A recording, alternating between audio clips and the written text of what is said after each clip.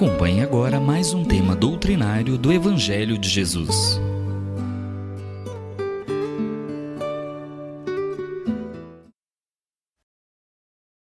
Boa noite, meus queridos irmãos do grupo da Fraternidade Espírita Irmão Aniceto e demais espectadores deste canal.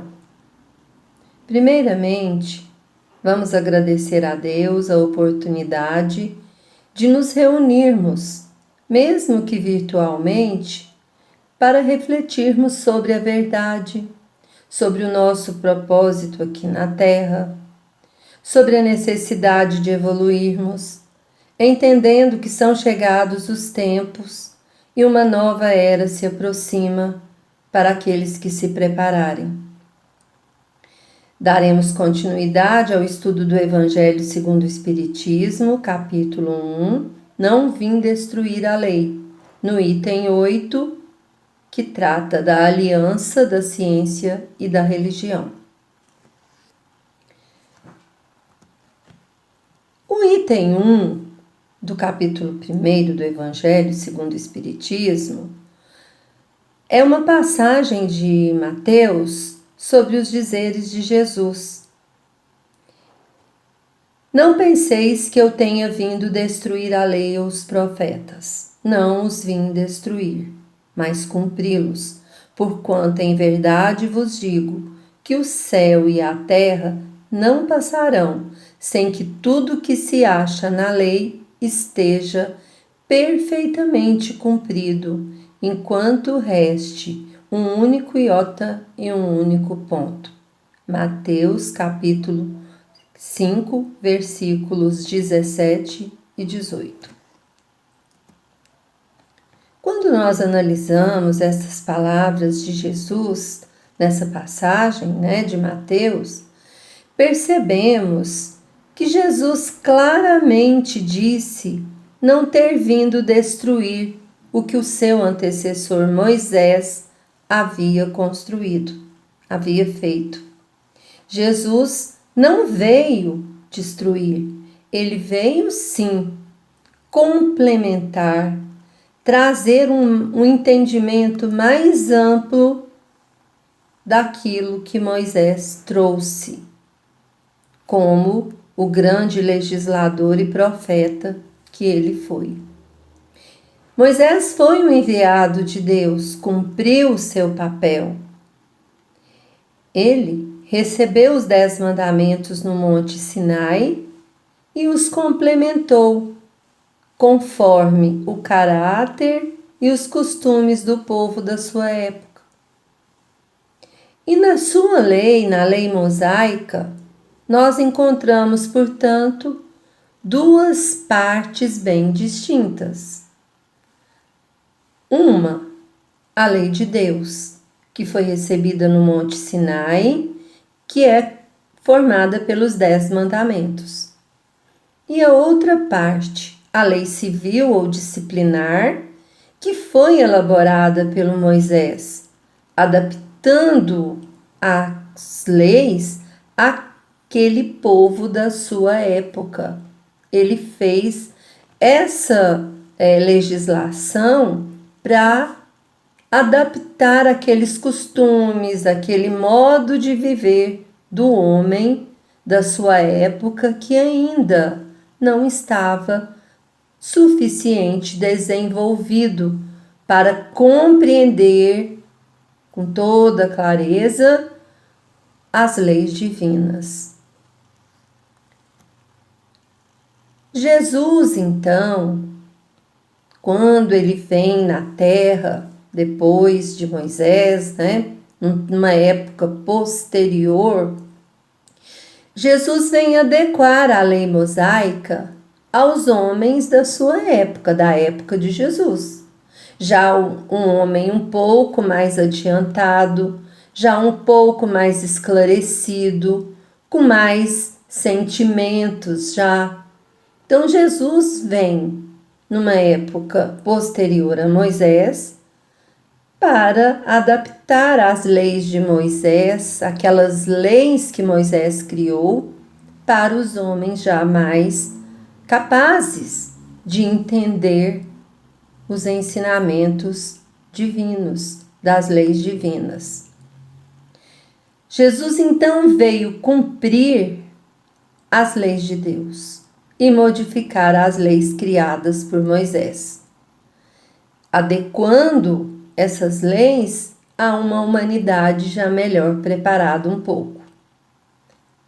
E Jesus, nós sabemos, um espírito de natureza excepcional, que veio com uma missão divina de ensinar aos homens que a verdadeira vida nossa não é aqui na terra, mas é a vida nos céus, no mundo espiritual. E Jesus veio mostrar como chegar até lá, de que forma nós devemos nos preparar para seguir o caminho que nos conduz à verdadeira vida espiritual. Mas Jesus não disse tudo. Jesus, ele adaptou os ensinamentos dele a um povo que ainda também não tinha condições de entender as leis divinas na sua totalidade, na sua amplitude. Jesus veio ensinar aquilo que o homem da sua época estava preparado para receber, e sobre alguns aspectos ele apenas pincelou. Ele apenas deu uma ideia, mostrou para que aquelas ideias germinassem numa época em que a humanidade já estivesse mais preparada para entender. Portanto, Jesus deixou para nós o germe da verdade.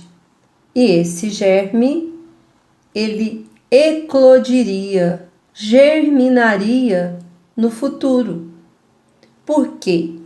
Para que o homem conseguisse entender melhor as leis divinas, era necessário que a ciência estivesse mais desenvolvida, para que então as ideias com maior clareza fossem entendidas pelas pessoas.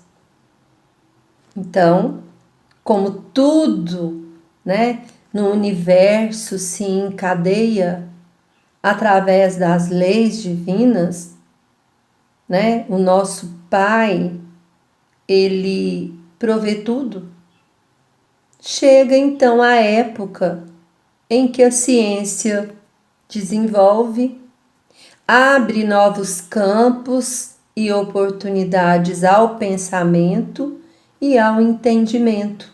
A ciência amplia seus conhecimentos e o homem, através da ciência, amplia seu entendimento, seu intelecto. Então, desenvolvimento intelectual e científico muito grande acontece, mas, embora esse desenvolvimento tenha sido enorme, mostrou com muita clareza dogmas religiosos das religiões dominantes que contradiziam muitas vezes o que a ciência mostrava. E isso começou a gerar uma onda de distanciamento entre ciência e religião. Então, mais uma vez a providência divina não falha. Envia, uma nova ciência nos é revelada, que é o Espiritismo. Inclusive, Jesus havia prometido enviar-nos um Consolador. E essa nova ciência, a doutrina espírita, traz revelações aos homens, através de provas irrecusáveis a existência do mundo espiritual e as suas relações com o mundo material. O Espiritismo, então, ele veio como uma chave para abrir o entendimento às verdades ensinadas por Jesus. O Espiritismo é obra de Jesus, que o preside, assim como preside também a regeneração que está se operando, essa nova era que estamos no início e que prepara o reino de Deus aqui na Terra, um mundo regenerado, um mundo de bons sentimentos, de boas pessoas, de pessoas a caminho do bem. Então, queridos irmãos, Kardec nos ensina que a ciência e a religião, elas são as duas alavancas da inteligência humana.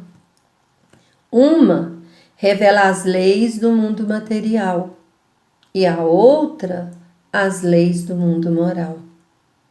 Ambas têm o mesmo princípio que é Deus e não podem se contradizer. Se elas se contradizem, uma está errada e a outra com a razão, pois Deus não pode querer destruir sua própria obra.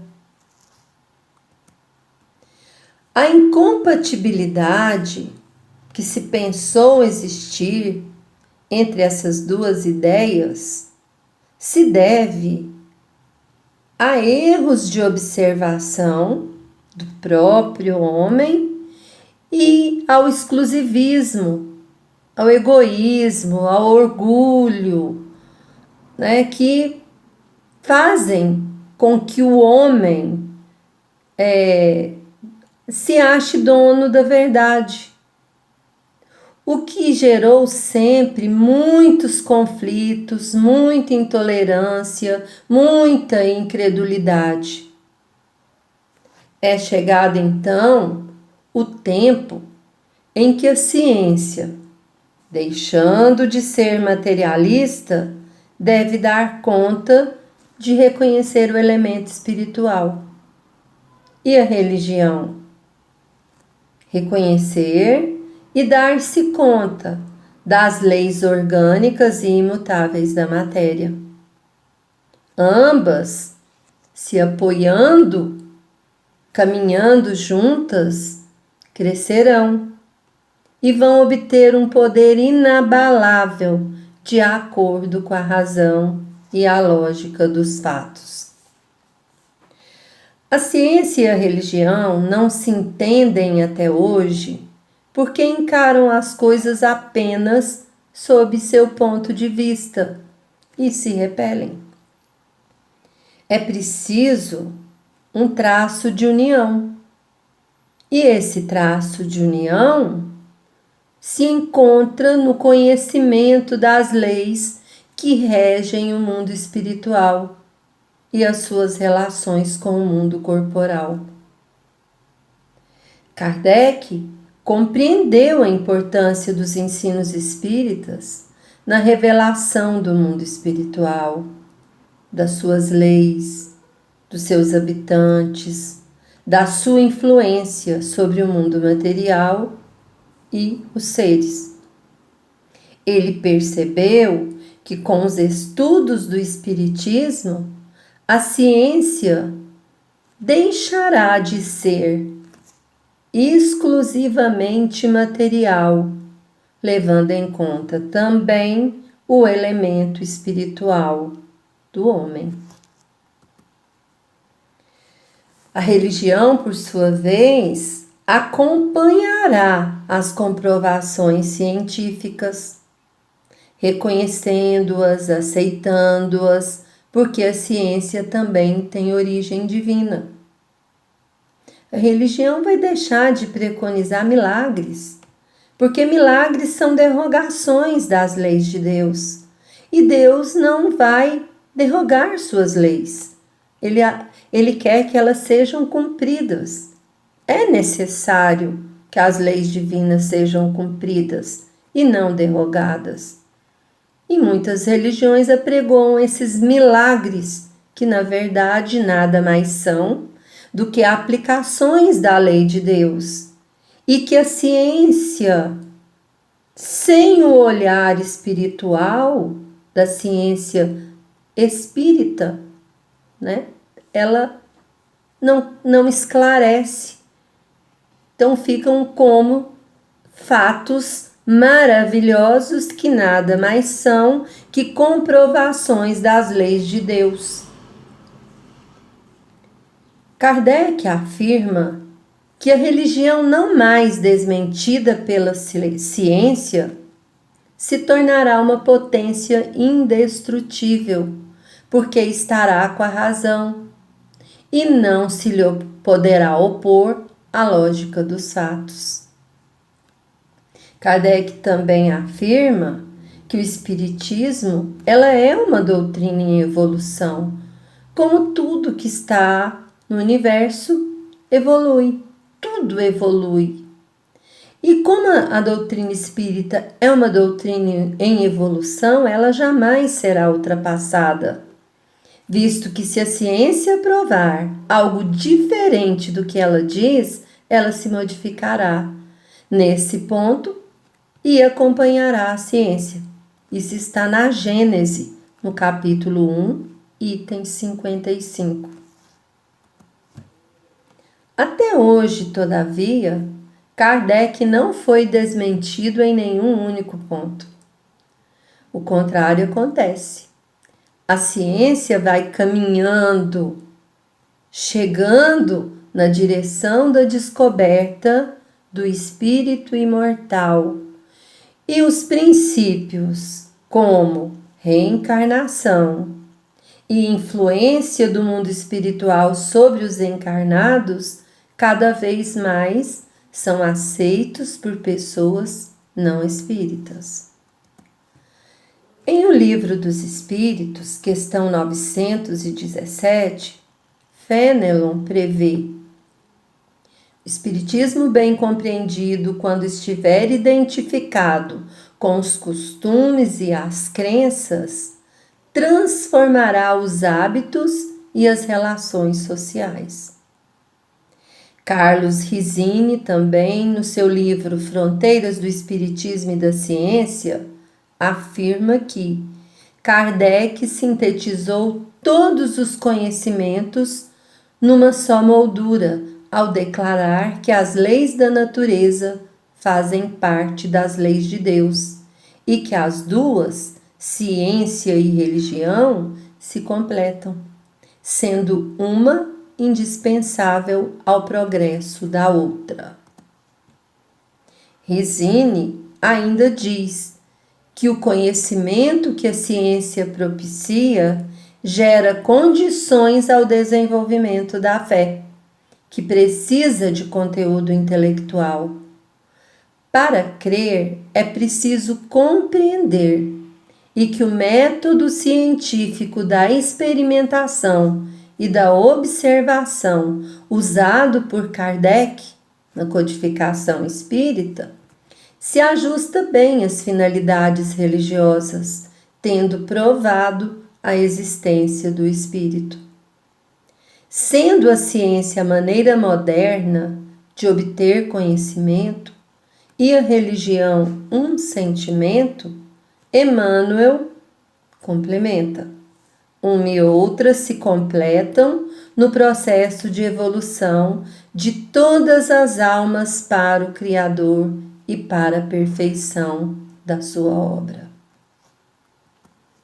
No livro Segue-me, psicografado por Chico Xavier, na mensagem intitulada No Clarão da Verdade, Emmanuel comenta a questão 799 de O Livro dos Espíritos. Prudente e claro, Kardec formulou aos orientadores espirituais de sua obra a seguinte interrogação: de que maneira pode o Espiritismo contribuir para o progresso? E na lógica de sempre, eis que eles responderam, destruindo o materialismo, que é uma das chagas da sociedade, ele faz que os homens compreendam onde se encontram seus verdadeiros interesses, deixando a vida futura de estar velada pela dúvida, o homem perceberá melhor que, por meio do presente, lhe é dado preparar seu futuro, abolindo os prejuízos de seitas, castas e cores. Ensina aos homens a grande solidariedade que os há de unir como irmãos. E Emmanuel continua: não nos iludamos com respeito às nossas tarefas. Somos todos chamados pela bênção do Cristo a fazer luz no mundo das consciências, a começar de nós mesmos, dissipando as trevas do materialismo ao clarão da verdade, não pelo espírito da força, mas pela força do espírito, a expressar-se em serviço, fraternidade, entendimento e educação. Ainda no livro Segue-me, Emmanuel comenta a questão 798 de O Livro dos Espíritos, em que Kardec, preocupado com os rumos que a doutrina espírita tomaria no futuro, indaga aos seus instrutores espirituais, os quais, solícitos, responderam: certamente que o Espiritismo se tornará crença geral e marcará a nova era na história da humanidade, porque está na natureza, e chegou o tempo em que ocupará lugar entre os conhecimentos humanos. Terá, no entanto, que sustentar grandes lutas, mais contra o interesse do que contra a convicção, porquanto não há como dissimular a existência de pessoas interessadas em combatê-lo, umas por amor próprio, outras por causas inteiramente materiais. Porém, como virão a ficar insulados, seus contraditores se sentirão forçados a pensar como os demais, sob pena de se tornarem ridículos.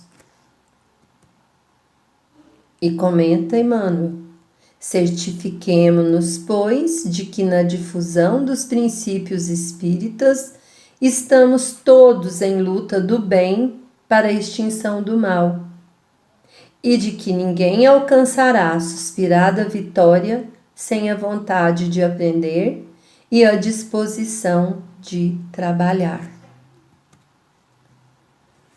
Afirma Kardec que, com o conhecimento do mundo espiritual, das suas leis e suas relações com o mundo material, que o Espiritismo constata pela experiência, uma nova luz se fez, a fé se dirigiu à razão. Esta nada encontrou de ilógico na fé e o materialismo foi vencido. Toda ideia nova encontra barreiras na sua compreensão e aceitação. O que é novo muitas vezes assusta, né? E as pessoas criam barreiras. Mas os princípios espíritas, sendo esclarecimentos de leis naturais, caminha cada vez melhor compreendido, pois a ciência sozinha não é capaz de satisfazer os anseios espirituais do homem, que precisam ser satisfeitos juntamente com a satisfação das necessidades físicas e biológicas, para que ele possa ser feliz e viver em paz consigo mesmo e com os outros. Com o conhecimento científico e com os ensinos espíritas, tem o homem, então, as duas alavancas que propiciam seu desenvolvimento. Mas o Espiritismo, meus irmãos, não é uma religião constituída como as outras, para competir no entendimento da verdade.